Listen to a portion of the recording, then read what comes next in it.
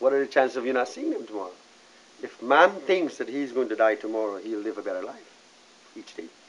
Let's examine this. There are some scriptures in various religions that would say that God, when you're born, He knows your destiny. He probably knows when you're going to die, how you're going to die. How did you get that? No, I'm saying based on some scriptures, they probably Right. would say that. If that is so, then how can we change that? Okay, you bring an interesting question. An interesting factor is God. See, now you have a very different view of God than me, and so does Joseph, and so does all these camera guys. They have a different view of God from me. Each one of us is different. Each one of us have a unique fingerprint. Each one of us is different. And so each one of us have our own destiny, or so to speak, our own path. Now, your view of God might be different from my view of God. Here's my view of God. I think the air is God. I think if you stop breathing, you die. So I think the air is God. I think the light is God. And if you don't have no light, there's no prosperity, you can't buy anything, you can't sell anything, you can't see no television.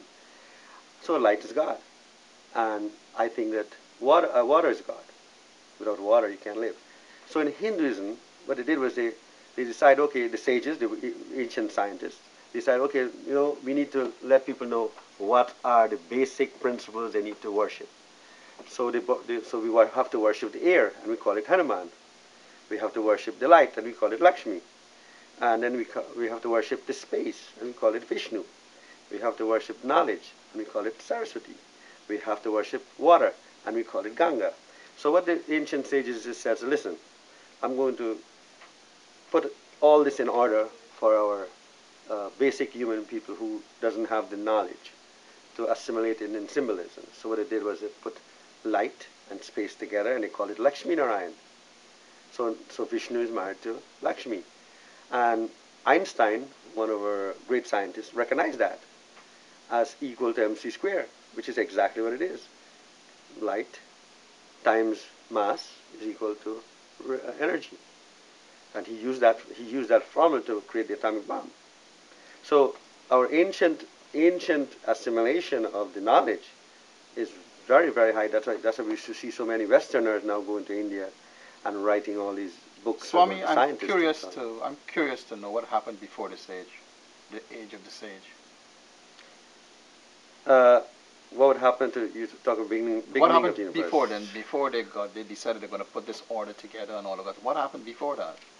Okay, I'm not in a position that stature as God to answer that question, but I can tell you from what I know, in my knowledge. And of course, it really is not of importance of what happened before the sages. Because obviously there was creation before that. Right.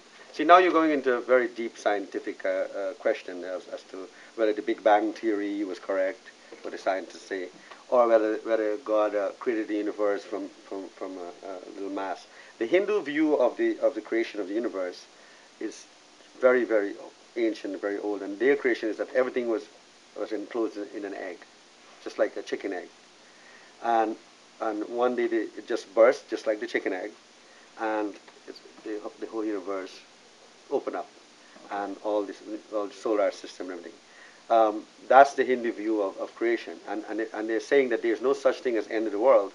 What happens is after about 432 billion years, which is a figure that's written in the Vedas, the egg comes back together, and delusion happens.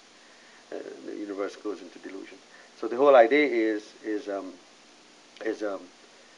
what's important is for me and you to live our life within this 100 years that we're going to live happily, and that's what my mission is. My mission is to really tell you, okay, what you need to do to correct certain problems, and where do I get this knowledge from?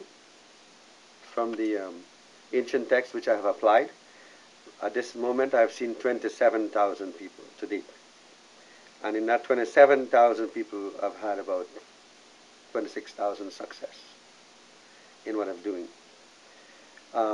In my research. How do you rate success? How would you describe the success? Success is when whatever. No, in terms of meeting the people. Right. Success is whatever you do must benefit the universe.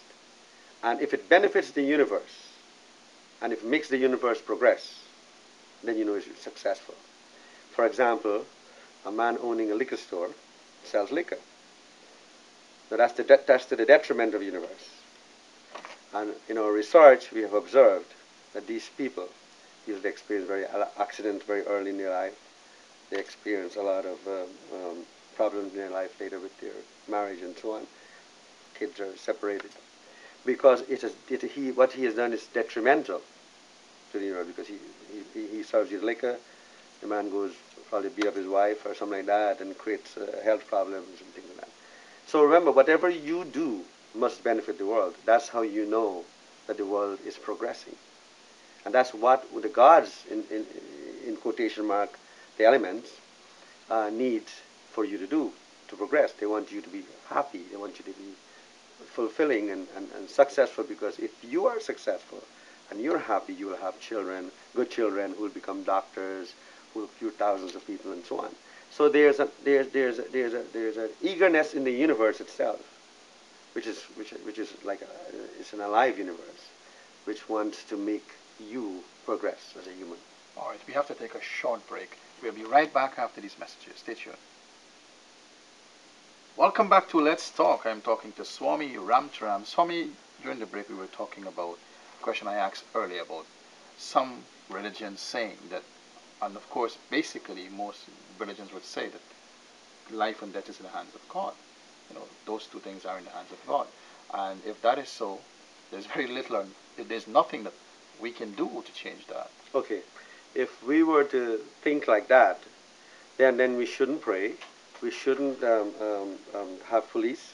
We shouldn't have laws to control anything. Maybe that's the reason to pray, because if he's controlling it, right, and therefore we have to be obedient and do all the good things that the book says. So now the question